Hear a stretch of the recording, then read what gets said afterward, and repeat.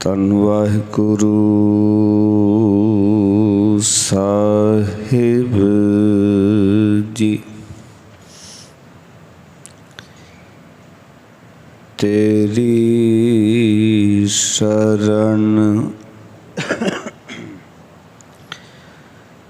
मेरे दीन दयाला, सुख सागर मेरे गुरु गोपाला। कर कृपा नानक गुण गावे, राखो शरम असाड़ी जियो।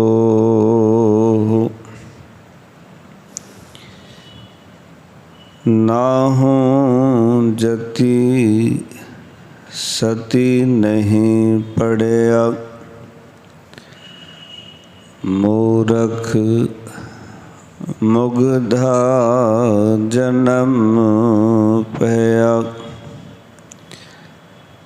प्रणवत नानक तिनकी शरणा,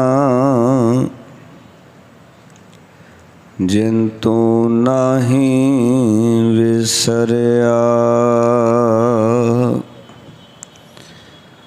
सतनाम। धन वाहिगुरु साहिब जी। गुजरी श्री नामदेव जी के पदे, घर पहला एक ओंकार सतगुर प्रसाद। जो राज देहें ता कवन वडाई, जो भीख मंगावह ता क्या कट जाई। जो राज देहें ता कवन वडाई, जो भीख मंगवावें ता क्या कट जाई। तू हर भज मन मेरे पद निर्वाण, बहुर ना होए तेरा आवन जान। रहाऊ सब तैं उपाई, परम भुलाई। जिस तू देवह तिसै बुझाई। सतगुर मिलै ता सहसा जाई, किस हों पूजो दूजा नदर न आई। एक पाथर कीजै भाओ, दूजै पाथर तरियै पाऊँ। जे ओह देवता ओह भी देवा, कह नाम देव हम हर की सेवा। जे ओह देवता ओह भी देवा, कह नाम देव हम हर की सेवा। वाहिगुरु जी का खालसा, वाहिगुरु जी की फतेह।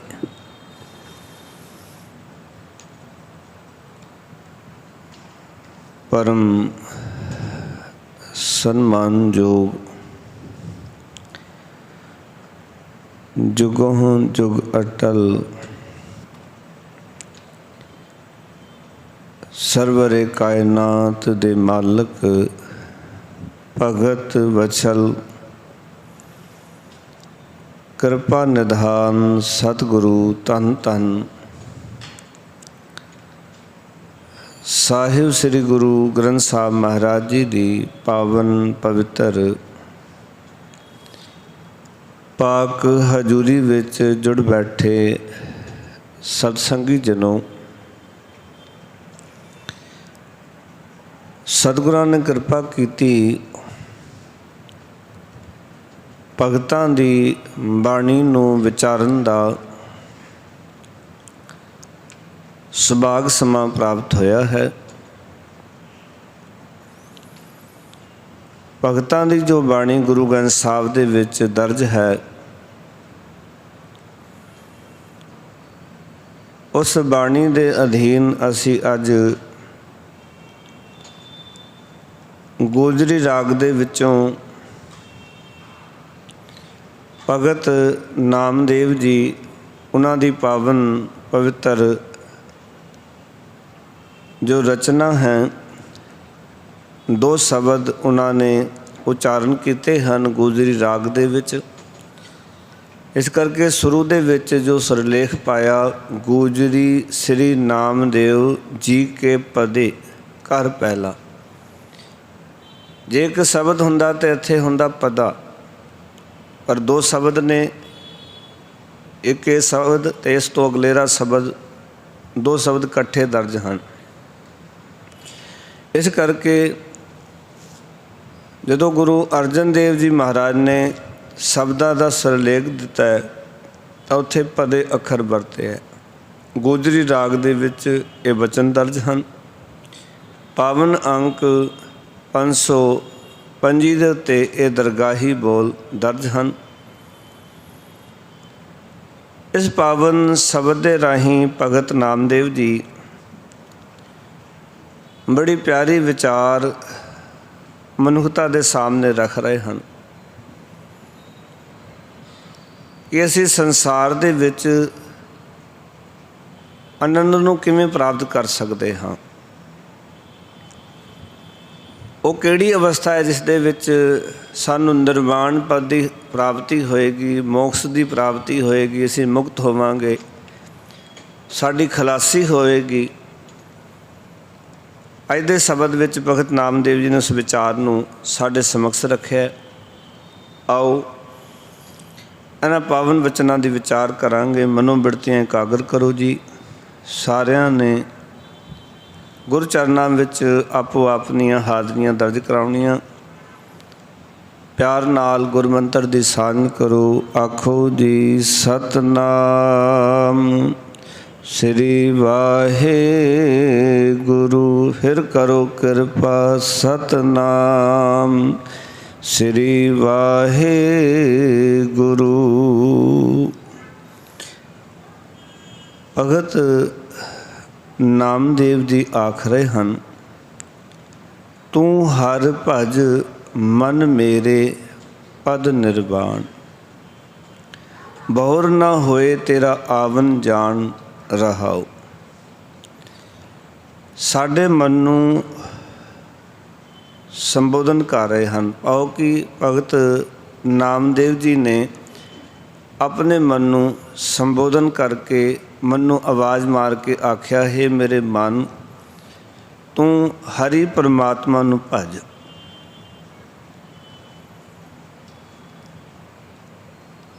और गुरबाणी दे विच बार बार मन नूं कहा जाता है भी तू रब नूं भज, पर कि सानूं पता है कि परमात्मा नूं भजन दा, रब नूं सिमरन दा तरीका की है। क्योंकि गुरबाणी विच बार बार भजन की गल, बंदगी की गल, सिमरन की गल बार बार आई। गुरु तेग बहादुर महाराज ने सानूं एक तरीका दसिया। महाराज कहते कहो नानक भज हर मना जे विद जल को मीन। ਗੁਰੂ ਤੇਗ ਬਹਾਦਰ ਮਹਾਰਾਜ ਸਾਨੂੰ ਸਮਝਾਉਂਦੇ ਹਨ, ਸਾਡੇ ਮਨ ਨੂੰ ਸਮਝਾਉਂਦੇ ਹਨ ਕਿ ਅਕਾਲ ਪੁਰਖ ਵਾਹਿਗੁਰੂ ਦਾ ਭਜਨ, ਉਹਦਾ ਸਿਮਰਨ ਇਵੇਂ ਕਰ ਜਿਵੇਂ ਮੱਛੀ ਜਿਹੜੀ ਹੈ ਉਹ ਸਿਮਰਨ ਕਰਦੀ ਹੈ। ਹੁਣ ਤੁਸੀਂ ਕਹੋਗੇ ਕਿ ਮੱਛੀ ਪਾਣੀ ਪਾਣੀ ਕਰਦੀ ਹੈ, ਕਿ ਜਲ ਜਲ ਕਰਦੀ ਹੈ। ਮੱਛੀ ਬੋਲਦੀ ਨਹੀਂ ਹੈ। ਫਿਰ ਗੁਰੂ ਤੇਗ ਬਹਾਦਰ ਮਹਾਰਾਜ ਕਿਉਂ ਕਹਿ ਰਹੇ ਨੇ ਵੀ ਜਿਵੇਂ ਮੱਛੀ ਸਿਮਰਨ ਕਰਦੀ ਹੈ, ਇਸ ਤਰ੍ਹਾਂ ਤੂੰ ਪਰਮਾਤਮਾ ਦਾ ਸਿਮਰਨ ਕਰ, ਪਰਮਾਤਮਾ ਦੀ ਬੰਦਗੀ ਕਰ। ਅਸਲ ਵਿੱਚ ਮੱਛੀ ਦਾ ਸਿਮਰਨ ਇਹੀ ਹੈ ਕਿ ਉਹ ਪਾਣੀ ਦੀ ਹੋਂਦ ਤੋਂ ਮੁਨਕਰ ਨਹੀਂ ਹੈ। ਪਾਣੀ ਦੀ ਹੋਂਦ ਹੀ ਉਹਦੇ ਵਾਸਤੇ ਉਹਦਾ ਜੀਵਨ ਹੈ। ਪਾਣੀ ਦੀ ਹੋਂਦ ਹੀ ਉਸਦੇ ਵਾਸਤੇ ਉਹਦਾ ਜਨਮ ਹੈ। ਪਾਣੀ ਦੀ ਹੋਂਦ ਹੀ ਉਹਦੇ ਵਾਸਤੇ ਸਭ ਕੁਝ ਹੈ। ਉਸਨੇ ਪਾਣੀ ਨੂੰ ਆਪਣੀ ਹੋਂਦ ਦਾ ਪ੍ਰਤੀਕ ਮੰਨਿਆ ਹੋਇਆ। ਉਸ ਤੋਂ ਬਿਨਾਂ ਉਹ ਜੀਵਨ ਨਹੀਂ ਜੀ ਸਕਦੀ। ਇਸ ਤਰ੍ਹਾਂ ਹੀ ਅਸੀਂ ਅਕਾਲ ਪੁਰਖ ਤੋਂ ਬਿਨਾਂ ਆਪਣੀ ਜ਼ਿੰਦਗੀ ਨੂੰ ਆਨੰਦਮਈ ਨਹੀਂ ਬਣਾ ਸਕਦੇ। ਇਸ ਤਰ੍ਹਾਂ ਪਰਮਾਤਮਾ ਦੇ ਉੱਤੇ ਆਪਾਂ ਯਕੀਨ ਕਰਨਾ ਹੈ, ਭਰੋਸਾ ਕਰਨਾ ਹੈ ਕਿ ਰੱਬ ਤੇਰੇ ਤੋਂ ਬਿਨਾਂ ਸਾਡੀ ਜ਼ਿੰਦਗੀ ਨਹੀਂ ਹੈ। ਜਿਸ ਤਰ੍ਹਾਂ ਇੱਕ ਮੱਛੀ ਪਾਣੀ ਦੇ ਉੱਤੇ ਭਰੋਸਾ ਲਿਆਉਂਦੀ ਹੈ, ਪਾਣੀ ਉਸਦੇ ਜੀਵਨ ਦਾ ਆਧਾਰ ਹੈ, ਇਸ ਤਰ੍ਹਾਂ ਸਾਡੇ ਜੀਵਨ ਦਾ ਆਧਾਰ ਇੱਕ ਅਕਾਲ ਪੁਰਖ ਹੋਵੇ। ਮੱਛੀ ਦੇ ਵਾਸਤੇ ਹੋਰ ਸਾਰੀਆਂ ਚੀਜ਼ਾਂ ਉਹ ਤਿਆਗ ਸਕਦੀ ਹੈ, ਪਰ ਪਾਣੀ ਨੂੰ ਨਹੀਂ ਤਿਆਗ ਸਕਦੀ। ਪਰ ਅਸੀਂ ਦੇਖਦੇ ਹਾਂ ਕਿ ਅਸੀਂ ਰੱਬ ਨੂੰ ਜਦੋਂ ਕੰਮ ਪੈਂਦਾ ਤੇ ਸਿਮਰਨਾ ਸ਼ੁਰੂ ਕਰ ਦਿੰਦੇ ਨੇ, ਜਦੋਂ ਕੰਮ ਲੰਘ ਜਾਂਦਾ ਅਸੀਂ ਛੱਡ ਦਿੰਦੇ ਹਾਂ। ਤਾਂ ਹੀ ਤਾਂ ਗੁਰੂ ਸਾਹਿਬ ਨੇ ਕਿਹਾ ਕਾਮ ਪਰੇ ਹਰਿ ਸਿਮਰਿਐ ਐਸਾ ਸਿਮਰੋ ਨਿਤ। ਵੀ ਜਦੋਂ ਕੰਮ ਪੈਣ 'ਤੇ ਰੱਬ ਨੂੰ ਸਿਮਰਨਾ ਹੈ, ਪਰਮਾਤਮਾ ਨੂੰ ਭਜਣਾ, ਤੇ ਫਿਰ ਐਸੇ ਪਰਮਾਤਮਾ 'ਤੇ ਰੋਜ਼ ਭਜ। ਪਰ ਮੱਛੀ ਐਸਾ ਨਹੀਂ ਕਰਦੀ। ਉਹ ਪਾਣੀ ਤੋਂ ਬਿਨਾਂ ਰਹਿ ਨਹੀਂ ਸਕਦੀ। ਪਾਣੀ ਉਸਦਾ ਜੀਵਨ ਦਾ ਆਧਾਰ ਹੈ, ਉਸਦੀ ਜ਼ਿੰਦਗੀ ਹੈ, ਉਸਦਾ ਆਸਰਾ ਹੈ। ਇਸ ਤਰ੍ਹਾਂ ਪਰਮਾਤਮਾ ਦੀ ਬੰਦਗੀ, ਪਰਮਾਤਮਾ ਦੀ ਹੋਂਦ ਸਾਡਾ ਆਸਰਾ ਹੋਣਾ ਚਾਹੀਦੀ ਹੈ। ਉਸ ਰੱਬ ਦੇ ਨਾਲ ਅਸੀਂ ਜੁੜਨਾ ਹੈ। ਇਸ ਤਰ੍ਹਾਂ ਪਰਮਾਤਮਾ ਨੂੰ ਭਜਣਾ ਹੈ ਕਿ ਉਹਦੀ ਹੋਂਦ ਦੇ ਉੱਤੇ ਸਾਨੂੰ ਕੋਈ ਸ਼ੱਕ ਨਾ ਹੋਵੇ। ਅਸੀਂ ਆਪਣੇ ਆਪ ਨੂੰ ਇਸ ਤਰ੍ਹਾਂ ਅਨੁਭਵ ਕਰਨਾ ਹੈ ਕਿ ਅਸੀਂ ਉਸਦੀ ਹੋਂਦ ਤੋਂ ਬਿਨਾਂ ਹੈ ਹੀ ਨਹੀਂ। ਭਾਵੇਂ ਉਸਦੀ ਹੋਂਦ ਤੋਂ ਬਿਨਾਂ ਸਾਡਾ ਕੋਈ ਅਸਤਿਤਵ ਨਹੀਂ ਹੈ, ਫਿਰ ਵੀ ਅਸੀਂ ਇਹ ਯਕੀਨ ਨਹੀਂ ਕਰ ਪਾਉਂਦੇ। ਇਸ ਕਰਕੇ ਜਦੋਂ ਕੰਮ ਪੈਂਦਾ ਰੱਬ ਨੂੰ ਭਜਣਾ ਸ਼ੁਰੂ ਕਰ ਦਿੰਦੇ ਨੇ। ਜਦੋਂ ਕੰਮ ਲੰਘ ਜਾਂਦਾ ਫਿਰ ਜੋ ਰੱਬ ਜੀ ਚੇਤੇ ਨਹੀਂ ਰਹਿੰਦੇ। ਜਦੋਂ ਕੋਈ ਦਾਤ ਚਾਹੀਦੀ ਹੈ, ਪਰਮਾਤਮਾ ਦਾ ਭਜਨ ਸ਼ੁਰੂ ਕਰ ਦਿੰਦੇ ਨੇ, ਦਾਤ ਮਿਲ ਜਾਂਦੀ ਹੈ। ਫਿਰ ਸਾਡੀ ਹਾਲਤ ਬਣ ਜਾਂਦੀ ਹੈ ਕਿ ਦਾਤ ਪਿਆਰੀ ਵਿਸਰਿਆ ਦਾਤਾਰਾ, ਜਾਣੈ ਨਾਹੀਂ ਮਰਨ ਵਿਚਾਰਾ। ਫਿਰ ਦਾਤ ਪਿਆਰੀ ਲੱਗਣ ਲੱਗ ਪੈਂਦੀ ਹੈ। ਸਾਡੇ ਮਨ ਨੇ ਇਸ ਗੱਲ ਨੂੰ ਕਬੂਲ ਕਰਨਾ ਹੈ ਕਿ ਮੇਰਾ ਆਸਰਾ ਕੇਵਲ ਉਹ ਅਕਾਲ ਪੁਰਖ ਵਾਹਿਗੁਰੂ ਹੈ। ਜੇ ਅਸੀਂ ਚਾਹੁੰਦੇ ਹਾਂ ਕਿ ਸਾਨੂੰ ਨਿਰਵਾਣ ਪਦ ਦੀ ਪ੍ਰਾਪਤੀ ਹੋਵੇ, ਅਸੀਂ ਮੁਕਤ ਹੋਈਏ, ਸਾਡੇ ਜੀਵਨ ਦੀ ਖਲਾਸੀ ਹੋਵੇ, ਅਸੀਂ ਜੀਵਨ ਦੇ ਵਿੱਚ ਸੁਰਖਰੂ ਹੋਈਏ, ਮੁਕਤ ਪਦ ਹਾਸਲ ਕਰੀਏ, ਉਸ ਵਾਸਤੇ ਭਗਤ ਨਾਮਦੇਵ ਜੀ ਆਖ ਰਹੇ ਹਨ ਕਿ ਹੇ ਮੇਰੇ ਮਨ, ਤੂੰ ਉਸ ਅਕਾਲ ਪੁਰਖ ਵਾਹਿਗੁਰੂ ਨੂੰ ਭਜ। ਤੂੰ ਹਰ ਭਜ ਮਨ ਮੇਰੇ ਪਦ ਨਿਰਵਾਣ। ਹੇ ਮੇਰੇ ਮਨ, ਤੂੰ ਹਰੀ ਪਰਮਾਤਮਾ ਨੂੰ ਭਜ ਤੇ ਤੈਨੂੰ ਨਿਰਵਾਣ ਪਦ। ਨਿਰਵਾਣ ਪਦ ਕੀ ਇੱਥੇ? ਮੁਕਤੀ ਕਿਸ ਤੋਂ ਕਰਾਉਣਾ ਚਾਹ ਰਹੇ ਨੇ? ਸਾਡੀ ਕਲਿਆਣਤਾ ਕਿਸ ਦੇ ਵਿੱਚ ਹੈ? ਅਸੀਂ ਸੁਰਖਰੂ ਕਿਵੇਂ ਹੋਵਾਂਗੇ? ਲੋਚਾ ਤੇ ਹੈ ਸਾਡੀ ਨਿਰਵਾਣ ਪਦ, ਲੋਚਾ ਦੇ ਸਾਡੀ ਮੁਕਤੀ ਹੈ, ਬੰਧਨਾਂ ਤੋਂ ਖਲਾਸੀ ਹੈ। ਅਸੀਂ ਜੀਵਨ ਮੁਕਤ ਹੋਣਾ ਚਾਹੁੰਦੇ ਹਾਂ, ਪਰ ਜੀਵਨ ਮੁਕਤ ਹੋਵਾਂਗੇ ਕਿਸ ਚੀਜ਼ ਤੋਂ? ਕਿਹੜੀ ਚੀਜ਼ ਤੋਂ ਜੀਵਨ ਮੁਕਤ ਦੀ ਗੱਲ ਇੱਥੇ ਕਰਦੇ ਪਏ ਨੇ ਭਗਤ ਨਾਮਦੇਵ ਜੀ? ਅਸਲ ਵਿੱਚ ਸੁਖ ਮੰਗਣ ਲਈ ਤੇ ਦੁੱਖ ਤੋਂ ਬਚਣ ਲਈ ਅਣਜਾਣ ਲੋਕ ਆਪਣੇ ਹੀ ਕਹਿੰਦੇ ਹੱਥੀਂ ਪੱਥਰਾਂ ਤੋਂ ਘੜੇ ਹੋਏ ਜਿਹੜੇ ਦੇਵਤੇ ਨੇ ਉਹਨਾਂ ਦੇ ਅੱਗੇ ਨੱਕ ਰਗੜਦੇ ਹਨ। ਭਗਤ ਨਾਮਦੇਵ ਜੀ ਇੱਥੇ ਜੋ ਸਮਝਾਉਣਾ ਚਾਹੁੰਦੇ ਨੇ ਅੱਜ ਦੇ ਸ਼ਬਦ ਦੀ ਵਿਚਾਰ ਦੇ ਰਾਹੀਂ, ਉਹ ਇਹੀ ਸਮਝਾਉਣਾ ਚਾਹੁੰਦੇ ਨੇ ਕਿ ਹੇ ਮੇਰੇ ਮਨ, ਤੂੰ ਉਹਨਾਂ ਨੂੰ ਨਾ ਭਜ ਕੇ ਤੂੰ ਇਸ ਅਕਾਲ ਪੁਰਖ ਵਾਹਿਗੁਰੂ ਨੂੰ ਭਜ, ਤੇ ਤੂੰ ਨਿਰਵਾਣ ਹੋਣਾ ਹੈ ਦੋ ਅਵਸਥਾਵਾਂ ਵਿੱਚੋਂ। ਇੱਕ ਅਵਸਥਾ ਹੈ ਹੰਕਾਰ ਦੀ, ਮੈਂ ਦੀ, ਔਰ ਇੱਕ ਦੂਜੀ ਅਵਸਥਾ ਹੈ ਮਨੁੱਖ ਦੀ ਢਹਿੰਦੀ ਦੀ ਕਲਾ ਦੀ। ਜੀਵਨ 'ਚ ਯਾਦ ਰੱਖਿਓ, ਹੋਰ ਕਿਸੇ ਚੀਜ਼ ਤੋਂ ਸਾਨੂੰ ਨਿਰਵਾਣ ਹੋਣ ਦੀ ਲੋੜ ਨਹੀਂ, ਮੁਕਤ ਹੋਣ ਦੀ ਲੋੜ ਨਹੀਂ। ਦੋ ਚੀਜ਼ਾਂ ਤੋਂ ਅਸੀਂ ਮੁਕਤ ਹੋਣਾ। ਇੱਕ ਮੁਕਤ ਹੋਣਾ, ਅਸੀਂ ਜੋ ਸੰਸਾਰ ਦੇ ਜਦੋਂ ਪਦਾਰਥ ਆ ਜਾਂਦੇ ਨੇ, ਵਸਤੂਆਂ ਆ ਜਾਂਦੀਆਂ, ਉਸ ਵੇਲੇ ਸਾਡਾ ਮਨ ਅਹੰਕਾਰੀ ਹੋ ਜਾਂਦਾ। ਜਦੋਂ ਸਾਡੇ ਕੋਲ ਧਨ ਪਦਾਰਥ ਨਹੀਂ ਹੁੰਦੇ, ਉਸ ਵੇਲੇ ਸਾਡਾ ਜਿਹੜਾ ਮਨ ਹੈ ਉਹ ਬਿਲਕੁਲ ਢਹਿੰਦੀ ਕਲਾ ਚਲਾ ਜਾਂਦਾ। ਸਿੱਖ ਨੇ ਇਹਨਾਂ ਦੋਵੇਂ ਅਵਸਥਾਵਾਂ 'ਤੇ ਆਪਣੇ ਆਪ ਨੂੰ ਨਿਰਵਾਣ ਕਰਨਾ ਹੈ, ਮੁਕਤ ਕਰਨਾ ਹੈ। ਔਰ ਇੱਕ ਗੱਲ ਜੀਵਨ 'ਚ ਯਾਦ ਰੱਖਿਓ, ਜੇ ਦੋਨੇ ਅਵਸਥਾ ਵਿੱਚੋਂ ਅਸੀਂ ਨਿਰਵਾਣ ਹੋ ਗਏ ਤੇ ਅਸੀਂ ਸੰਸਾਰ ਵਿੱਚ ਰਹਿੰਦੇ ਹੋਏ ਕਦੀ ਦੁਖੀ ਨਹੀਂ ਹੋ ਸਕਦੇ, ਕਿਉਂਕਿ ਦੁੱਖ ਦਾ ਕਾਰਨ ਹੀ ਢਹਿੰਦੀ ਕਲਾ ਹੈ। ਦੁੱਖ ਦਾ ਕਾਰਨ ਹੀ ਜਦੋਂ ਸਾਡੇ ਕੋਲ ਰਾਜ ਸੱਤਾ ਹਾਸਲ ਹੋ ਜਾਂਦੀ, ਸਾਨੂੰ ਦੁਨੀਆ ਦੇ ਪਦਾਰਥ ਮਿਲ ਜਾਂਦੇ ਨੇ, ਹੰਕਾਰ ਆ ਜਾਂਦਾ, ਉਹ ਹੰਕਾਰ ਹੀ ਸਾਡੇ ਦੁੱਖ ਦਾ ਕਾਰਨ ਬਣਦਾ।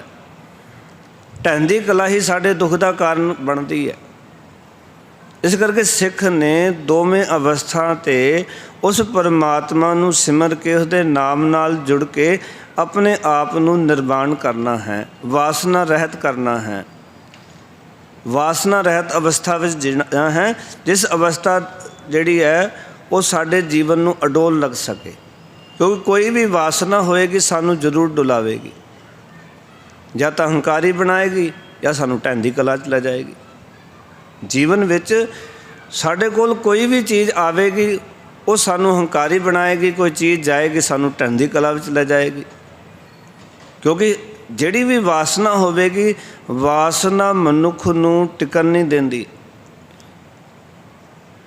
ਵਾਸਨਾ ਜਿਹੜੀ ਹੈ ਮਨੁੱਖ ਦੇ ਜੀਵਨ ਵਿੱਚ ਹਲਚਲ ਪੈਦਾ ਕਰਦੀ ਹੈ।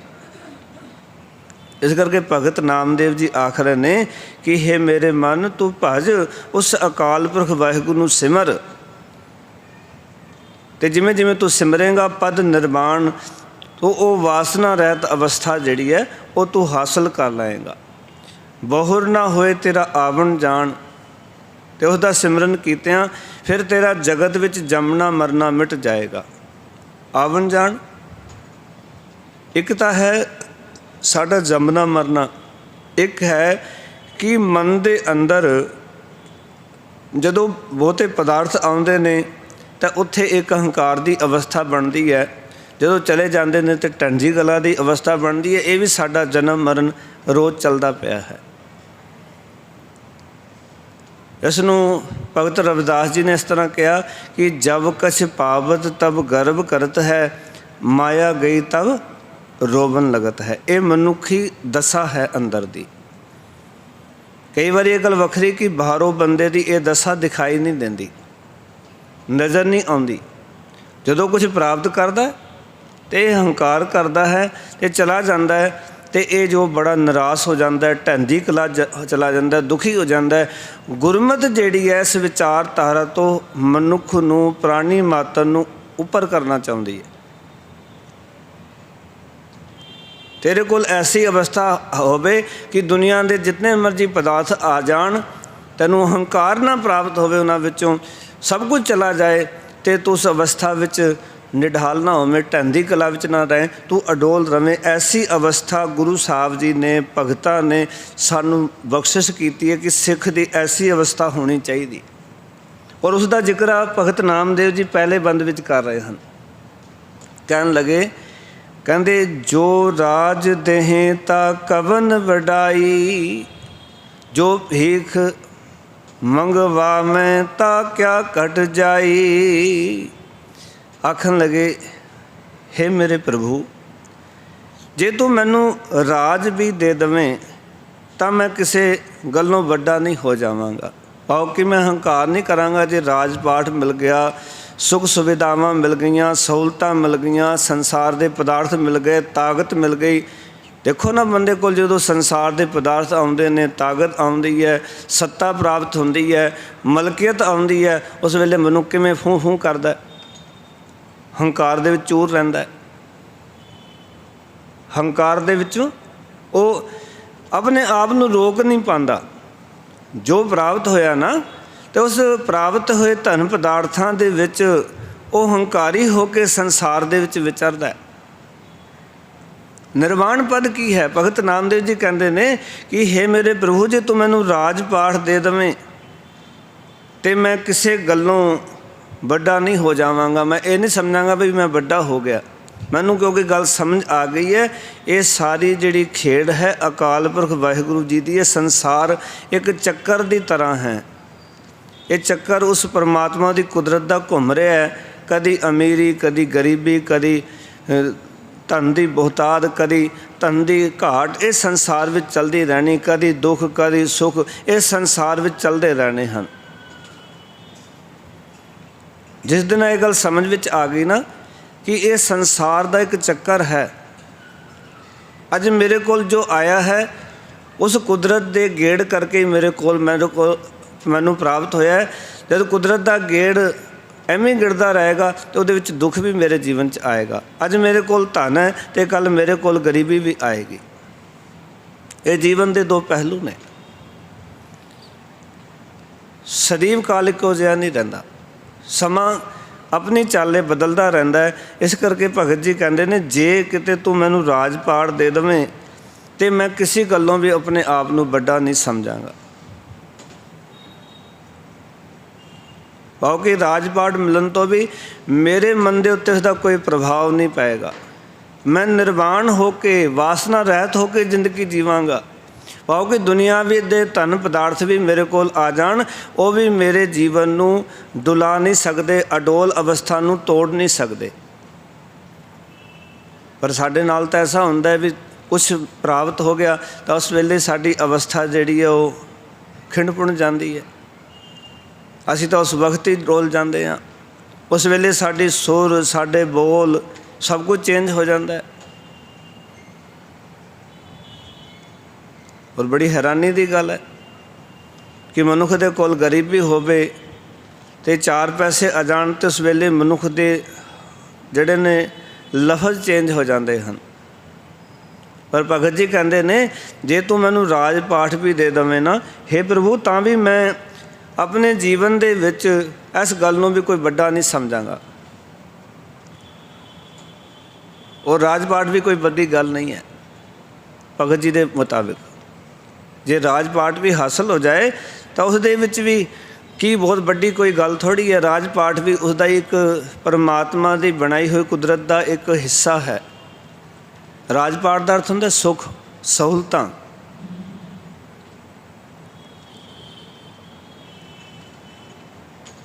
क्योंकि मन नूं उस अवस्था दे विच कुछ प्राप्त होने तो भी अपने मन नूं हंकारी ना होण देना, अहंकार वाले पासों अपने आप नूं बचा लेना। जो राज देहें ता कवन वडाई, ते नाल कहण लगे जो भीख मंगवावें ता क्या घट जाई। अगर जिस गल की हामी नहीं पता कि भीख मंगनी चाहिए, ये रब की खेड़ दस रहे हैं कि हे मेरे प्रभु, जे तू मैनू कंगाल कर देवें पाओगी तो मेरा कुछ घट नहीं जाना। जे एक दिन ऐसा भी होवे भी खाण नूं कुछ ना रवे, पाओगी जो कुछ तू दिता सी वो सब कुछ ले लवें, ते तां भी मैं कहंदे नूं उस अवस्था दे विच भी मैं ढैंदी कला विच नहीं जावांगा। हुंदा तां यही है कि जे किते संसार के पदार्थ मिलते हैं, मनुख अहंकार करन लग पैंदा है, जो कुछ मिले वो चला जाए तो बंदा ढैंदी कला चला जाता है। रब नूं उलामे देने शुरू कर दिंदा भी रब जी तुसीं मेरे नाल की कीता। मनुख का नेचर तो यही है कि 10 वस्तु ले पाछे पावै, एक वस्तु कारण विखोट गवावै। एक वस्तु के कारण विखोट करदा जा मान लो कि जो मिलिया सी वो चला जाए। महाराज कहते एक गल विचार करके वेखी, 10 वस्तु ले पाछे पावे, एक वस्तु कारण विखोट गवावे। एक पीना दे 10 भी हिरले तो मूड़ा कहो कहाँ करे। जे एक भी ना दवे जो पहला दिता वो सब खो लवे, है मूर्खा की कर लाएगा रब दा। ਤਾਂ ਹੀ ਸਾਨੂੰ ਗੁਰੂ ਸਾਹਿਬ ਨੇ ਉਸ ਰੱਬੀ ਰਜਾ ਵਿੱਚ ਰਹਿਣ ਦਾ ਵਿਧਾਨ ਦੱਸਿਆ ਕਿ ਜਿਸ ਠਾਕੁਰ ਸੋ ਨਾਹੀ ਚਾਰਾ ਤਾਕੋ ਕੀਜੈ ਸਦ ਨਮਸਕਾਰਾ। ਹਮੇਸ਼ਾ ਉਸ ਦੀ ਰਜਾ ਵਿੱਚ ਰਹਿਣਾ, ਹਮੇਸ਼ਾ ਉਸਦੇ ਅੱਗੇ ਉਹਦੇ ਕੀਤੇ ਨੂੰ ਸਲਾਮ ਕਰਨੀ। ਇਹ ਸੱਚੇ ਪਾਤਸ਼ਾਹ ਜੇ ਸੁਖ ਦਿੱਤਾ ਤਾਂ ਤੂੰ ਕਿਰਪਾ ਕੀਤੀ, ਜੇ ਦੁੱਖ ਆਇਆ ਤਾਂ ਵੀ ਕਹਿ ਦੇਣਾ ਕਿ ਕੀਤਿਆਂ ਦੁੱਖ ਭੋਗ ਸਦਮਾਰ ਏ ਪੇ ਦਾਤ ਤੇਰੀ ਦਾਤਾਰ। ਸਿੱਖ ਇਸ ਬਿਰਤੀ ਵਿੱਚ ਜਿਉਂਦਾ ਹੈ, ਭਗਤ ਐਸੀ ਅਵਸਥਾ ਵਿੱਚ ਜਿਉਂਦੇ ਨੇ।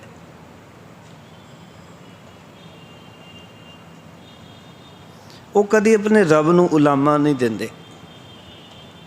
ਇਸ ਕਰਕੇ ਭਗਤ ਨਾਮਦੇਵ ਜੀ ਆਖਣ ਲੱਗੇ, ਮੇਰੇ ਪ੍ਰਭੂ ਕਹਿੰਦੇ ਜੇ ਤੂੰ ਮੈਨੂੰ ਕੰਗਾਲ ਕਰ ਦੇਵੇਂ, ਪਾਓ ਕਿ ਇੱਕ ਦਿਨ ਮੈਨੂੰ ਘਰ ਘਰ ਜਾ ਕੇ ਭਿੱਖਿਆ ਮੰਗਣੀ ਪਵੇ ਤਾਂ ਫਿਰ ਮੇਰਾ ਕੀ ਘਟ ਜਾਵੇਗਾ। ਆਓ ਕਿ ਜੇ ਉਹ ਹਾਲਤ ਜੀਵਨ 'ਚ ਆ ਗਈ ਤਾਂ ਮੈਂ ਫਿਰ ਵੀ ਢਹਿੰਦੀ ਕਲਾ 'ਚ ਨਹੀਂ ਜਾਵਾਂਗਾ, ਤਾਂ ਵੀ ਤੇਰਾ ਸ਼ੁਕਰ ਕਰਾਂਗਾ ਕਿ ਪਰਮਾਤਮਾ ਤੂੰ ਕਿਰਪਾ ਕੀਤੀ ਹੈ। ਇਸ ਕਰਕੇ ਦਾਨੇ ਪੁਰਖ ਇੱਕ ਗੱਲ ਕਹਿੰਦੇ ਨੇ ਕਿ ਜਦੋਂ ਤੁਹਾਡੇ ਕੋਲ ਅਮੀਰੀ ਹੋਵੇ ਤਾਂ ਇਸ ਤਰ੍ਹਾਂ ਜੀਵਨ ਨੂੰ ਰੱਖੋ, ਇਸ ਤਰ੍ਹਾਂ ਮਨ ਨੂੰ ਰੱਖੋ ਕਿ ਮੈਂ ਕੰਗਾਲ ਹਾਂ, ਅਤੇ ਜਦੋਂ ਤੁਸੀਂ ਕੰਗਾਲ ਹੋਵੋ ਉਸ ਤਰ੍ਹਾਂ ਮਨ ਨੂੰ ਰੱਖੋ ਵੀ ਮੇਰੇ ਜਿੰਨਾ ਅਮੀਰ ਕੋਈ ਨਹੀਂ ਸੰਸਾਰ ਦੇ ਵਿੱਚ। ਦਾਨੇ ਪੁਰਖ ਇਹ ਗੱਲ ਕਹਿੰਦੇ ਨੇ। ਜਦੋਂ ਤੁਹਾਡੇ ਕੋਲ ਕੁਛ ਵੀ ਨਾ ਹੋਵੇ ਨਾ, ਉਸ ਵੇਲੇ ਕਹੋ ਕਿ ਮੇਰੇ ਵਰਗਾ ਅਮੀਰ ਕੋਈ ਨਹੀਂ, ਅਤੇ ਜਦੋਂ ਸਭ ਕੁਝ ਹੋਵੇ ਤਾਂ ਉਸ ਵੇਲੇ ਕਹੋ ਮੇਰੇ ਵਰਗਾ ਕੰਗਾਲ ਕੋਈ ਨਹੀਂ। ਸਿਆਣੇ ਪੁਰਖ ਕਹਿੰਦੇ ਨੇ ਫਿਰ ਜੀਵਨ ਕਦੀ ਵੀ ਕਹਿੰਦੇ ਸੰਸਾਰ ਦੇ ਵਿੱਚ ਆ ਕੇ ਦੁਖੀ ਨਹੀਂ ਹੁੰਦਾ। ਪਰ ਐਸੀ ਅਵਸਥਾ ਬਣਨੀ, ਐਸੀ ਅਵਸਥਾ ਵਿੱਚ ਰਹਿਣਾ, ਇਹ ਬੜਾ ਔਖਾ ਕੰਮ ਹੈ। ਕਿਉਂ? ਕਿਉਂਕਿ ਸਾਡਾ ਜਿਹੜਾ ਮਨ ਹੈ ਉਹ ਮਨ ਚੰਚਲ ਹੈ, ਔਰ ਚੰਚਲ ਮਨ ਕੀ ਕਰਦਾ ਹੈ, ਸਾਨੂੰ ਹਰ ਵੇਲੇ ਦੌੜਾਈ ਰੱਖਦਾ ਹੈ। ਅਸੀਂ ਦੌੜਦੇ ਰਹਿੰਦੇ ਹਾਂ, ਦੌੜਦੇ ਰਹਿੰਦੇ ਹਾਂ, ਸੰਸਾਰ ਵਿੱਚ ਰਹਿੰਦੇ ਹੋਏ ਦੁਖੀ ਹੁੰਦੇ ਹਾਂ। ਇਸ ਕਰਕੇ ਸਾਨੂੰ ਇਹ ਵਿਚਾਰਧਾਰਾ ਭਗਤ ਨਾਮਦੇਵ ਜੀ ਸਮਝਾ ਰਹੇ ਨੇ। ਕਹਿੰਦੇ ਨੇ ਇਹ ਜਿਹੜੀ ਖੇਡ ਹੈ ਇਹ ਸਭ ਪਰਮਾਤਮਾ ਦੀ ਹੈ ਅਤੇ ਮੈਂ ਉਸ ਦੀ ਰਜਾ ਵਿੱਚ ਰਹਿਣ ਵਾਸਤੇ ਤਿਆਰ ਹਾਂ।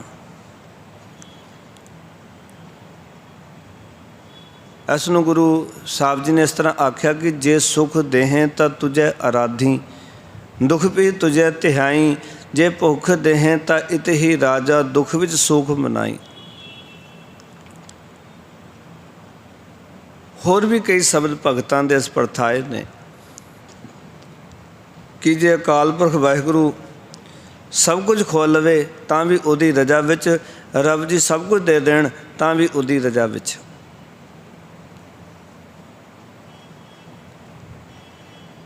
ਇਸ ਅਵਸਥਾ ਦਾ ਨਾਮ ਹੈ ਆਨੰਦ। ਇਸ ਅਵਸਥਾ ਦਾ ਅਰਥ ਹੈ ਨਿਰਵਾਣ ਪਦ, ਵਾਸਨਾ ਤੋਂ ਰਹਿਤ ਹੋ ਕੇ ਜ਼ਿੰਦਗੀ ਨੂੰ ਜਿਉਣਾ।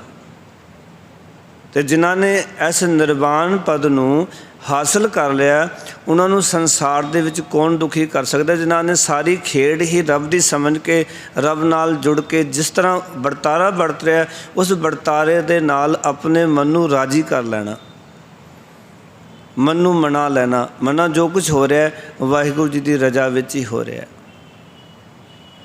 ਆਪਣੇ ਮਨ ਨੂੰ ਇਸ ਪਰਥਾਏ ਟਿਕਾ ਲੈਣਾ ਕਿ ਆਪੇ ਹਰ ਇੱਕ ਰੰਗ ਹੈ, ਆਪੇ ਬਹੁ ਰੰਗੀ, ਜੋ ਤਿਸ ਭਾਵੈ ਨਾਨਕਾ ਸਾਈ ਗਲ ਚੰਗੀ। ਪਰ ਇਸ ਅਵਸਥਾ ਵਿੱਚ ਮਨ ਨੂੰ ਲਿਆਉਣਾ ਬੜਾ ਔਖਾ ਹੈ। ਅੱਗੇ ਭਗਤ ਨਾਮਦੇਵ ਜੀ ਸਮਝਾ ਰਹੇ ਨੇ ਕਿ ਇਹ ਖੇਡ ਕਿੱਦਾਂ ਪਰਮਾਤਮਾ ਦੀ ਹੈ, ਵਾਹਿਗੁਰੂ ਜੀ ਦੀ ਹੈ। ਕਹਿੰਦੇ ਸਭ ਤੈਂ ਉਪਾਈ ਭਰਮ ਭੁਲਾਈ। ਆਖਣ ਲੱਗੇ ਹੇ ਮੇਰੇ ਪ੍ਰਭੂ ਸਾਰੀ ਸ੍ਰਿਸ਼ਟੀ ਤੂੰ ਆਪ ਹੀ ਪੈਦਾ ਕੀਤੀ ਹੈ। ਹਰ ਇੱਕ ਜੀਵ, ਹਰ ਇੱਕ ਪ੍ਰਾਣੀ, ਸੰਸਾਰ ਤੂੰ ਬਣਾਇਆ ਹੈ, ਤੂੰ ਪੈਦਾ ਕੀਤਾ ਹੈ। ਅਤੇ ਤੈਂ ਭਰਮ ਭੁਲਾਈ, ਭਰਮਾਂ ਵਿੱਚ ਕੁਰਾਏ ਪਾਈ ਹੋਈ ਵੀ ਤੂੰ ਹੀ ਹੈ ਸ੍ਰਿਸ਼ਟੀ ਨੂੰ। ਜੇ ਸ੍ਰਿਸ਼ਟੀ ਭਰਮਾਂ ਵਿੱਚ ਪਈ ਹੋਈ ਹੈ, ਭਟਕਣਾ ਵਿੱਚ ਪਈ ਹੋਈ ਹੈ, ਅਤੇ ਤਾਂ ਵੀ ਇਹ ਤੂੰ ਹੀ ਪਾਇਆ ਹੋਇਆ ਸੰਸਾਰ ਦੇ ਜੀਵਾਂ ਨੂੰ ਭਰਮਾਂ ਵਿੱਚ, ਭਟਕਣਾ ਦੇ ਵਿੱਚ। ਅਤੇ ਨਾਲ ਕਹਿਣ ਲੱਗੇ ਜਿਸ ਤੂੰ ਦੇਹ ਮੈਂ ਤਿਸੈ ਬੁਝਾਈ, ਆਖਣ ਲੱਗੇ ਜਿਸ ਜੀਵ ਨੂੰ ਤੂੰ ਆਪ ਮਤ ਦਿੰਦਾ ਹੈ ਉਸੇ ਨੂੰ ਮਤ ਆਉਂਦੀ ਹੈ, ਉਹਨੂੰ ਤੂੰ ਸਮਝਾ ਦਿੰਦਾ, ਜੀਵਨ ਦੇ ਇਹ ਖੇਡ ਨੂੰ ਸਮਝਾ ਦਿੰਦਾ ਕਿ ਇਹ ਸਭ ਰੱਬ ਦੇ ਹੁਕਮ ਵਿੱਚ ਹੀ ਚੱਲ ਰਿਹਾ ਹੈ। ਖੇਡ ਸਭ ਪਰਮਾਤਮਾ ਦੀ ਹੈ, ਜਗਤ ਦੇ ਸਵਾਮੀ ਦੀ ਹੈ। ਗੱਲ ਤਾਂ ਇਹ ਹੈ ਕਿ ਆਪਾਂ ਭਗਤਾਂ ਦੇ ਰਾਹੀਂ, ਗੁਰੂ ਸਾਹਿਬ ਜੀ ਦੀ ਬਾਣੀ ਦੇ ਰਾਹੀਂ ਇਸ ਗੱਲ ਨੂੰ ਸਮਝਣਾ ਹੈ ਕਿ ਇਹ ਸਾਰੀ ਖੇਡ ਉਸ ਅਕਾਲ ਪੁਰਖ ਵਾਹਿਗੁਰੂ ਜੀ ਦੀ ਹੈ। ਕਿਉਂਕਿ ਨਾ ਕੋ ਮੂਰਖ ਨਾ ਕੋ ਸਿਆਣਾ, ਬੜਤੈ ਸਭ ਕੁਛ ਤੇਰਾ ਭਾਣਾ। ਸਭ ਕੁਛ ਤੂੰ ਹੈ ਮੇਰੇ ਪਿਆਰੇ, ਤੇਰੀ ਕੁਦਰਤ ਕੋ ਬਲ ਜਾਈ ਜਿਉ। ਸਭ ਕੁਝ ਅਕਾਲ ਪੁਰਖ ਵਾਹਿਗੁਰੂ ਹੀ ਕਰ ਰਿਹਾ। ਜਦੋਂ ਇਸ ਹੱਦ ਤੱਕ ਆਪਣੇ ਮਨ ਨੂੰ ਅਸੀਂ ਉਸ ਦੀ ਰਜਾ ਵਿੱਚ ਲਿਆਵਾਂਗੇ ਨਾ, ਫਿਰ ਸੰਸਾਰ ਵਿੱਚ ਕੋਈ ਦੁੱਖ ਨਹੀਂ ਹੋਏਗਾ। ਮਨ 'ਚ ਨਾ ਕਦੀ ਹੰਕਾਰ ਪੈਦਾ ਹੋਣਾ, ਨਾ ਕਦੀ ਢਹਿੰਦੀ ਕਲਾ 'ਚ ਮਨ ਜਾਏਗਾ। ਕਿਉਂਕਿ ਜਦੋਂ ਸਮਝਦੇ ਅਸੀਂ ਕੁਝ ਕਰ ਰਹੇ ਹਾਂ, ਉੱਥੇ ਹੰਕਾਰ ਦੀ ਜਿਹੜੀ ਹੈ ਉਹ ਗੱਲ ਜਿਹੜੀ ਜਨਮਦਾਤਾ ਬਣ ਜਾਂਦੀ ਹੈ ਕਿ ਮੈਂ ਕਰ ਰਿਹਾ, ਮੇਰੇ ਕਰਕੇ ਹੋ ਰਿਹਾ। ਉੱਥੇ ਕੋਈ ਵੀ ਚੀਜ਼ ਮੈਨੂੰ ਪ੍ਰਾਪਤ ਹੋਈ ਹੈ ਅਤੇ ਉੱਥੇ ਹੰਕਾਰ ਦਾ ਜਨਮ ਹੋਏਗਾ। ਜੋ ਕੁਝ ਆਇਆ ਜੇ ਉਹ ਚਲਾ ਜਾਏ ਤਾਂ ਉੱਥੇ ਫਿਰ ਢਹਿੰਦੀ ਕਲਾ ਦਾ ਜਨਮ ਹੁੰਦਾ। ਪਰ ਜੇ ਕਿਤੇ ਗੱਲ ਸਮਝ ਆ ਜਾਏ ਕਿ ਪਰਮਾਤਮਾ ਨੇ ਸ੍ਰਿਸ਼ਟੀ ਨੂੰ ਆਪ ਹੀ ਪੈਦਾ ਕੀਤਾ, ਭਰਮਾਂ ਵਿੱਚ ਵੀ ਆਪ ਹੀ ਪਾਇਆ ਹੋਇਆ। ਜੇ ਜੀਵ ਕੁਰਾਏ ਪਏ ਨੇ, ਭੁੱਲੇ ਹੋਏ ਨੇ, ਅਤੇ ਇਹ ਆਪ ਨਹੀਂ, ਇਹ ਵੀ ਰੱਬ ਦੀ ਖੇਡ ਹੈ। ਜਿਸ ਨੂੰ ਉਹ ਮਤ ਦਿੰਦਾ ਹੈ ਉਸ ਨੂੰ ਸਾਰੀ ਗੱਲ ਸਮਝਾ ਦਿੰਦਾ ਹੈ, ਇਹ ਵੀ ਉਸ ਦੀ ਖੇਡ ਹੈ। ਜੇ ਬੰਦੇ ਨੂੰ ਸਮਝ ਆ ਗਈ, ਜੀਵਨ ਦੀ ਜਾਂਚ ਉਹਨੇ ਸਿੱਖ ਲਈ, ਤਾਂ ਉਹ ਹੰਕਾਰ ਨਹੀਂ ਕਰਦਾ। ਉਹ ਕਹਿੰਦਾ ਵਾਹਿਗੁਰੂ ਤੂੰ ਮੇਰੇ ਉੱਤੇ ਤਰਸ ਕੀਤਾ ਹੈ ਕਿ ਮੈਨੂੰ ਜੀਵਨ ਜਿਉਣ ਦਾ ਇਹ ਢੰਗ ਗੁਰਬਾਂ ਦੀ ਬਾਣੀ ਰਾਹੀਂ, ਭਗਤਾਂ ਦੀ ਬਾਣੀ ਰਾਹੀਂ ਤੂੰ ਆਪ ਕਿਰਪਾ ਕਰਕੇ, ਤਰਸ ਕਰਕੇ ਮੈਨੂੰ ਇਹ ਜੀਵਨ ਦੀ ਜੁਗਤ ਸਮਝਾ ਦਿੱਤੀ ਹੈ। ਅੱਜ ਤੱਕ ਕਈ ਵਾਰੀ ਜਦੋਂ ਪਾਠ, ਕਥਾ, ਕੀਰਤਨ ਇਸ ਪਾਸੇ ਲੱਗਦੇ ਹਾਂ, ਸੇਵਾ ਕਰਦੇ ਹਾਂ, ਅਤੇ ਕਈ ਵਾਰ ਸਾਨੂੰ ਭਰਮ ਪੈ ਜਾਂਦਾ ਵੀ ਸੇਵਾ ਅਸੀਂ ਕਰ ਰਹੇ ਹਾਂ, ਪਾਠ ਅਸੀਂ ਕਰ ਰਹੇ ਹਾਂ, ਇਹ ਸਾਰਾ ਕੁਝ ਸਾਡੇ ਕਰਕੇ ਤਾਂ ਚੱਲ ਰਿਹਾ। ਅਸੀਂ ਇਹ ਨਹੀਂ ਕਹਿੰਦੇ ਵਾਹਿਗੁਰੂ ਜੀ ਤੁਸੀਂ ਸਾਨੂੰ ਸੇਵਾ 'ਚ ਲਾਇਆ, ਤੁਸੀਂ ਕਿਰਪਾ ਕੀਤੀ, ਸਾਨੂੰ ਆਪਣੀ ਬਾਣੀ ਦੇ ਨਾਲ ਜੋੜਿਆ, ਇਹ ਤੇਰਾ ਤਰਸ ਹੈ ਸਾਡੇ ਉੱਤੇ। ਕਿਉਂਕਿ ਜਿੰਨਾ ਕਹਾਂਗੇ ਤੇਰਾ ਤਰਸ ਹੈ, ਉਹਦੇ ਨਾਲ ਹੰਕਾਰ ਦਾ ਜਨਮ ਨਹੀਂ ਹੋਏਗਾ। ਜਿੱਦਾਂ ਕਹਾਂਗੇ ਕਿ ਮੈਂ ਸੇਵਾ ਕਰ ਰਿਹਾ, ਮੈਂ ਪਾਠ ਕਰ ਰਿਹਾ, ਮੈਂ ਬਹੁਤ ਸਿਆਣਾ ਬਣ ਗਿਆ, ਮੈਨੂੰ ਸਾਰੀ ਗੱਲ ਸਮਝ ਆ ਗਈ ਹੈ, ਉੱਥੇ ਹੀ ਹੰਕਾਰ ਦਾ ਜਨਮ ਹੋ ਜਾਣਾ। ਅਤੇ ਹਉਮੈ ਨਾਮੈ ਨਾਲ ਵਿਰੋਧ ਹੈ, ਦੋਇ ਨਾ ਵਸੈ ਗਠਾਏ। ਹਉਮੈ ਅਤੇ ਨਾਮ ਇਕੱਠੇ ਨਹੀਂ ਰਹਿੰਦੇ।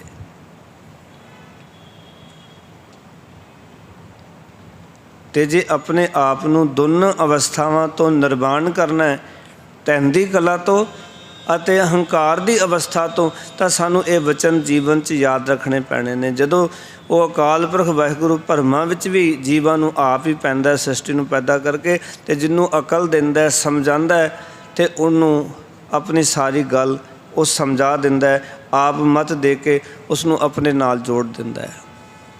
ਕਿਉਂਕਿ ਮਤ ਸੁਮਤ ਤੇਰੇ ਵਸ ਸੁਆਮੀ, ਇਹ ਜਿਹੜੀ ਮਤ ਹੈ, ਚੰਗੀ ਮਤ ਹੈ, ਉਸ ਵਾਹਿਗੁਰੂ ਦੇ ਹੱਥ ਵਿੱਚ ਹੈ।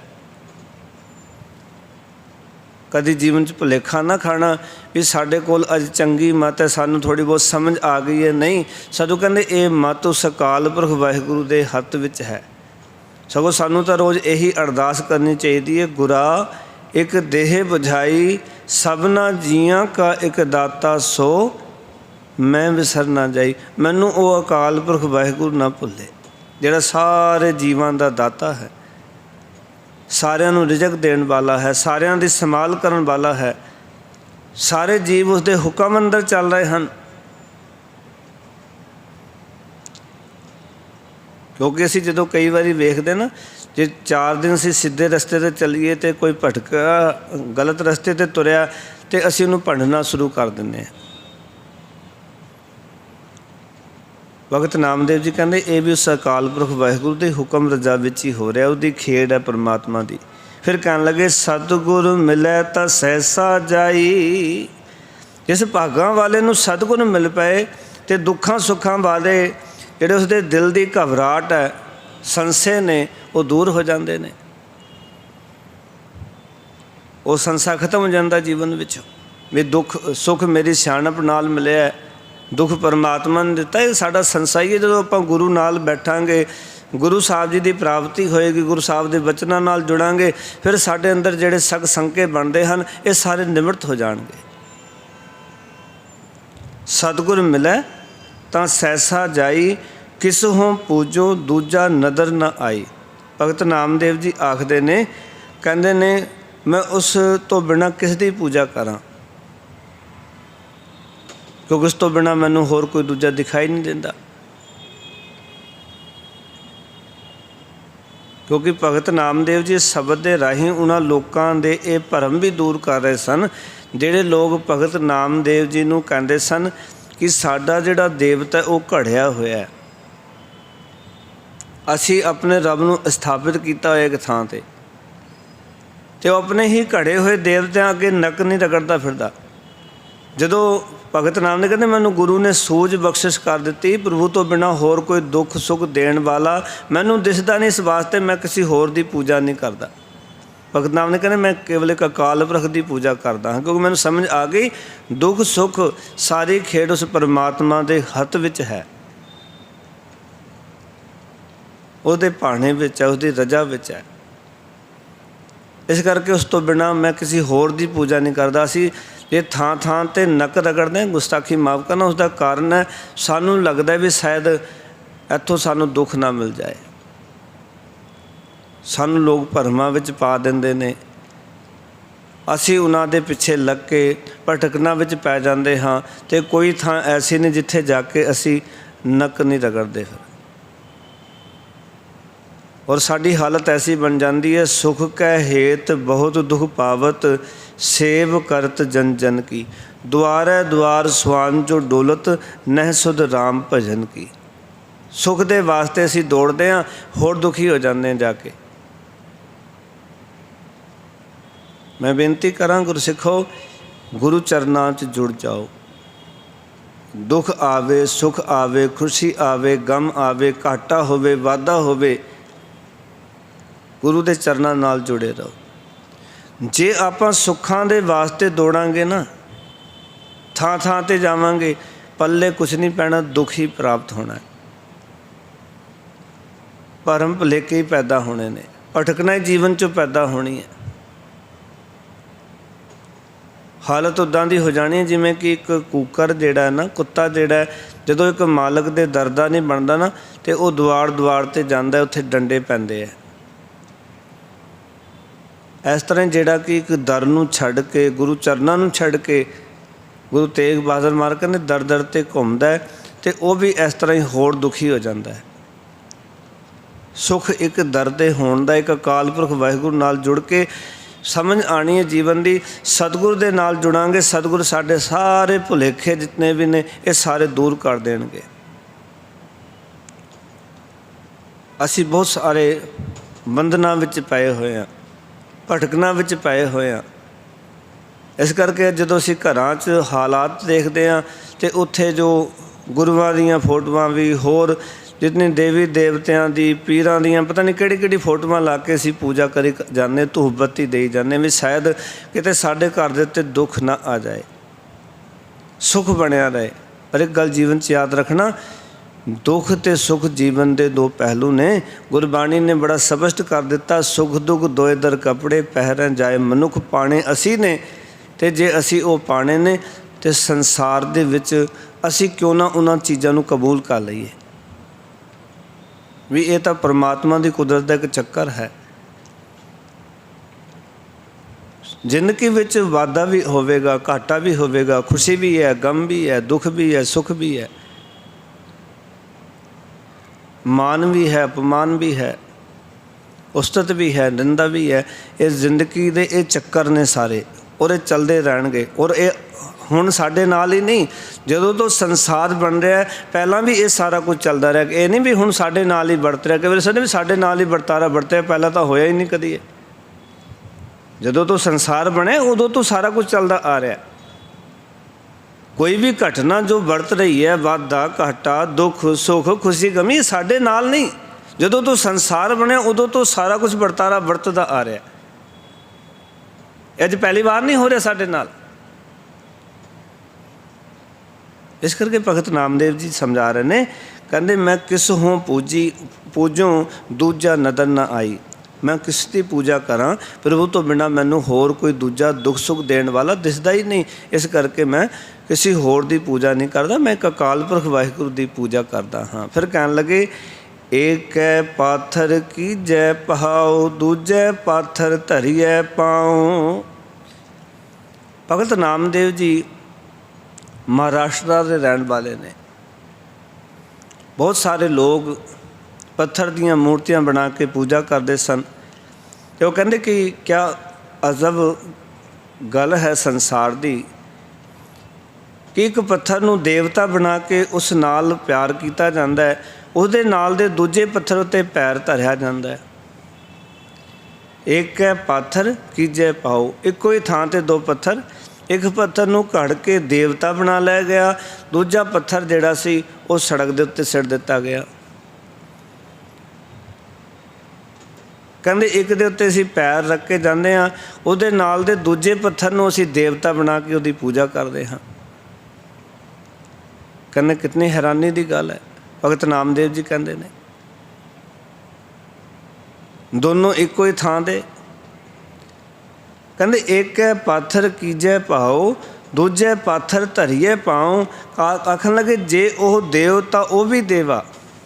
ਭਗਤ ਨਾਮਦੇਵ ਜੀ ਕਹਿੰਦੇ ਨੇ, ਕਹਿੰਦੇ ਜੇ ਉਹ ਪੱਥਰ ਜਿਸ ਦੀ ਪੂਜਾ ਕੀਤੀ ਜਾਂਦੀ ਹੈ ਦੇਵਤਾ ਹੈ, ਤਾਂ ਪੈਰਾਂ ਵਿੱਚ ਪਿਆ ਹੋਇਆ ਪੱਥਰ ਵੀ ਦੇਵਤਾ ਹੈ,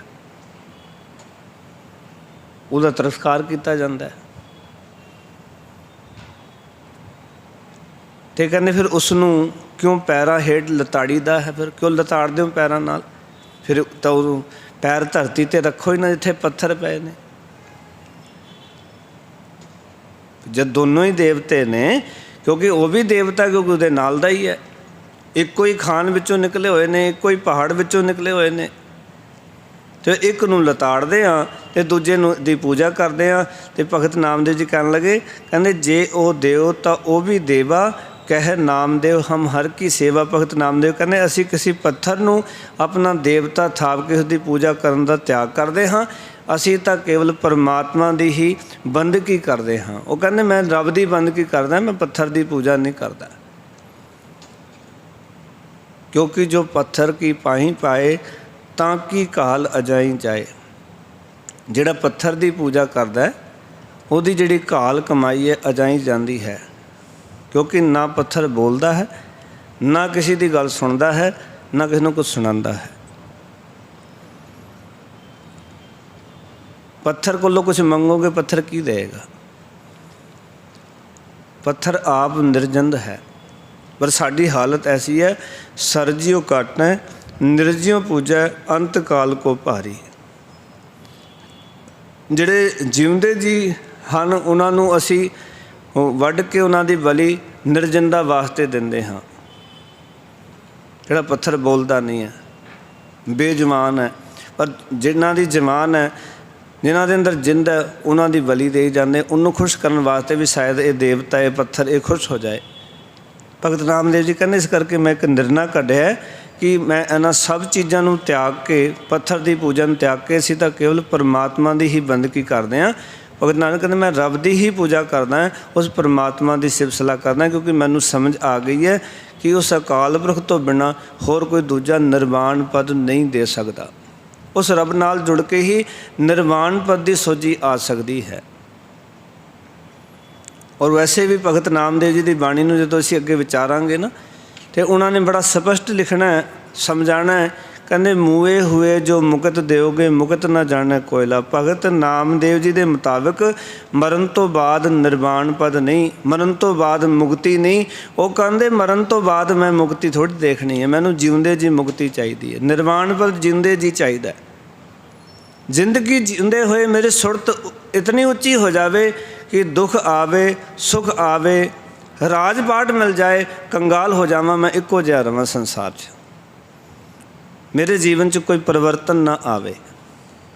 ਮੇਰੀ ਸੁਰਤ इतनी उच्ची उठ जाए कि जे राज पाठ भी आ जाए तो राज पाठ भी मैनू हंकारी ना बना सके। तो जे एक दिन भिख्या मंगनी पै जाए तो वह अवस्था दे विच मैं जो ढहंदी कला च ना जावां, मेरी सुरत फिर जो रब दी रजा विच तुरदी रहे। ऐसी अवस्था मैनू प्राप्त होवे, ऐसी अवस्था विच मैं रवां। इस करके भगत नामदेव जी ने शब्द के राही सानू एक ज्ञान दिता है कि दुनिया की कोई भी वासना फुरे जे असी उस अकाल पुरख वाहिगुरू जी के नाल जुड़ गए, उस परमात्मा के नाम नू भजदे हाँ, फिर ये अवस्था तो असी निर्लेप हो जाते हाँ। फिर संसार का जितना मर्जी पदार्थ आ जाए वो सानू हंकारी नहीं बना सकता। जितनी मर्जी गरीबी आ जाए, गरीबी सानू निढाल नहीं कर सकती, ढहंदी कला विच नहीं ले जा सकती। क्योंकि जदों असी हरि परमात्मा नू भजदे हाँ, रब की रजा विच आण दा अर्थ ही ये है, रब नू भजन दा अर्थ ही ये है कि रब दे बनाए हुए विधान नू समझना, रब की खेड नू समझना। जदों उस खेड नू आपां समझ लवांगे, उस रबी रजा नू अपने जीवन का आधार बना लवांगे, फिर असी अडोल अवस्था विच आनंदमयी जिंदगी गुजार सकांगे। नहीं तो होर कोई ढंग नहीं सानू आनंदमयी जिंदगी गुजारन दा, आनंदमयी जीवन जीवन दा। संसार दीयां चीज़ां आणगियां, हंकारी हो जावांगे, चीज़ां चली जाणगियां, असी जो ढहंदी कला विच चले जावांगे। इस करके जे आपां परमात्मा की रजा विच रवांगे, वाहिगुरू दा भजन बंदगी करते हुए अपने जीवन नू गुरमत अनुसार ढालांगे, फिर जीवन दे विच हर एक स्टेज ते असी इक्को जिहे रह सकांगे। और साडा सारा इतिहास इस गल का प्रतीक है कि गुरु साहब जी इक्को ही अवस्था विच रहे। 9 साल की उम्र दे विच पिता का सीस गोद विच सी। चमकौर साहब दे विच 13-14 साल का साहिबजादा, 17 साल का साहिबजादा, उहदियां लोथां सामने पईयां ने, पर इक्को ही अवस्था विच ने। राज सिंघासन अनंदपुर साहब का तां भी वही अवस्था है, तो जदों माछीवाड़ा के जंगल विच पए ने तां भी वही अवस्था है। सानू इतिहास के विचों ये चीज़ां सीखणियां चाहिए कि गुरु साहब जी ने सानू अपने पिंडे ते सिक्खी हंडा के दिखाई भी सिक्खी किनू कहते हैं, सिक्खी वाला जीवन की हुंदा है। गुरु साहब अपनी हयाती दे अंदर जीवंदे जी उस अवस्था नू सिखां नू मानण दी प्रेरणा करते रहे, तो आप उस अवस्था नू मान के सिखां वास्ते प्रेरणा के स्रोत बने कि सिखो इदां दी जिंदगी हुंदी है खालसे दी, इदां दी जिंदगी हुंदी है गुरु नानक दे जेड़े सचियार सिख दी, जेड़े गुरु नानक ने एक विचार बनाई सी कि मैं दुनिया नू सचियार करना है, तो सचियार सिख दी ऐसी अवस्था हुंदी है जो अवस्था साडे गुरुआं ने गुरसिखां ने वो अपने पिंडे ते हंडा के विखाई। और उस तो बाद असी देखते हाँ कितने ही मरजीवड़े सिख होए, कितनियां साड़ियां भैणां होईयां जिन्हां ने अपने बच्चों के टोटे टोटे करके गलों में हार पवा लए, पर अडोल अवस्था में रहीआं। ये उसी चीज़ का प्रतीक है, उस रब की रजा का कि दात दी है, तेरी दात तैनूं सौंप दी। मैं कहना कितना बड़ा हौसला तो जिगरा होएगा, बाणी नूं कितना उन्होंने गूढ़ तरीके नाल समझा होएगा, उन्होंने बीबियां दे जीवन च बाणी कितनी कार कर गई होएगी कि बच्चों के टोटे टोटे करके गले में हार पा के भी उन्होंने रहरास साहब का पाठ नहीं भुलिया सी। सानू तो गुरु चेते नहीं रहिंदा, सानू तो गुरुद्वारा चेते नहीं आउंदा। जे चेते आ रहा, जे गुरबाणी चेते आ रही है, जे जीवन जाच सानू गुरु साहब दे कोल सीखण वास्ते अंदरों प्रेरणा मिल रही है, समझ लो कि असी भी उन्होंने नक्शे कदम ते चल रहे। एक दिन गुरु नानक भली करेगा कि सानू भी ऐसा जीवन सतगुरु जी बख्शिश कर देंगे, फिर साडा जीवन सफला होएगा। इतने बचन प्रवान, सारिਆਂ ਦਾ ਧੰਨਵਾਦ जी। आया नूं फतेह दी सांझ करो। आखो जी वाहिगुरू जी का खालसा, वाहिगुरू जी की फतेह।